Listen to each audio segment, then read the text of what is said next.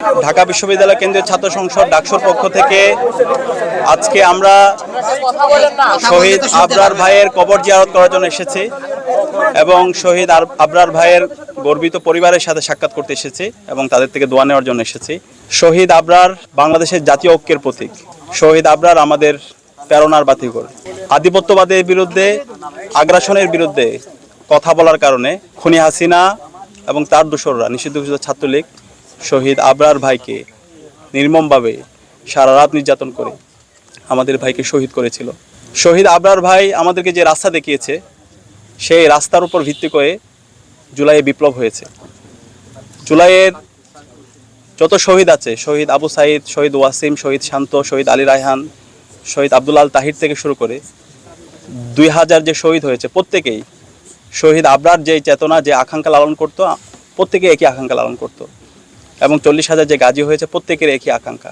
শহীদ আবরার যে আধিপত্যবাদের বিরুদ্ধে, আগ্রাসনের বিরুদ্ধে যে ভয়েস, যে প্রতিবাদ আমাদেরকে দেখিয়ে গিয়েছেন, এর উপর ভিত্তি করে বাংলাদেশের প্রতিটি ক্যাম্পাসে ক্যাম্পাসে এবং সারা দেশে একটি গণজাগরণ তৈরি হয়েছে এবং এই জুলাই বিপ্লবের বীজ বপিত হয়েছিল শহীদ আবরার ভাইয়ের তার প্রতিবাদ, প্রতিরোধ এবং তার শাহাদাতের মাধ্যমে। সকল শোষণের বিরুদ্ধে, সকল আগ্রাসনের বিরুদ্ধে, সকল আধিপত্যবাদের বিরুদ্ধে এবং ছাত্রলীগের সন্ত্রাসীদের নির্মম নির্যাতনের বিরুদ্ধে আবরার ফাহাদ দাঁড়িয়ে গিয়েছিল এবং কথা বলেছিল এবং পুরো জাতিকে ঐক্যবদ্ধ করেছিল। তা আবরার ফাহাদকে আমরা শ্রদ্ধার সাথে স্মরণ করছি। বাংলাদেশের সকল মানুষরা আজীবন শহীদ আবরার ফাহাদ থেকে শুরু করে সকল শহীদদেরকে শ্রদ্ধার সাথে স্মরণ করবে এবং আবরার ফাহাদ থেকে শুরু করে যত শহীদ হয়েছেন এবং সকল শহীদ পরিবার আমরা সবসময় আমাদের দোয়ার মধ্যে, আমাদের মোনাজাতের মধ্যে আমরা সবসময় রাখছি। আমাদের অন্তর্বর্তীকালীন সরকারকে জানিয়েছি এবং আমরা বলেছি প্রতি বছর যেন 7ই অক্টোবরকে আধিপত্যবাদ বিরোধী দিবস হিসাবে ঘোষণা করা হয়। ইলেকট্রা রেফ্রিজারেটর, খাবার তাজা তো জীবন তাজা। ইলেকট্রা, ফ্রিজের রাজা। এবং ডাকসুর পক্ষ থেকে আমরা এই দিনটিকে আগ্রাসন বিরোধী দিবস হিসেবে আমরা ঘোষণা করব এবং আজীবন আমরা শহীদ আবরার থেকে শুরু করে সকল শহীদদেরকে শ্রদ্ধার সাথে আমরা স্মরণ রাখবো। আজকে জুলাই বিপ্লবের 1 বছর পূর্ণ হলো। শহীদরা যে জন্য জীবন দিয়েছে একটি বৈষম্যহীন ইনসাফভিত্তিক বাংলাদেশ নির্মাণ করার জন্য। আমরা দেখতে পাচ্ছি অন্তর্বর্তীকালীন সরকার সে জায়গায় যেভাবে জুলাইয়ের আকাঙ্ক্ষাকে ধারণ করা দরকার ছিল সেভাবে ধারণ করছে না, যেটা আমাদেরকে অনেক বেশি ব্যথিত করছে। আমরা অনুরোধ করব আমাদের শহীদরা যে জন্য জীবন দিয়েছে সেই আকাঙ্ক্ষাকে যেন তারা ধারণ করে।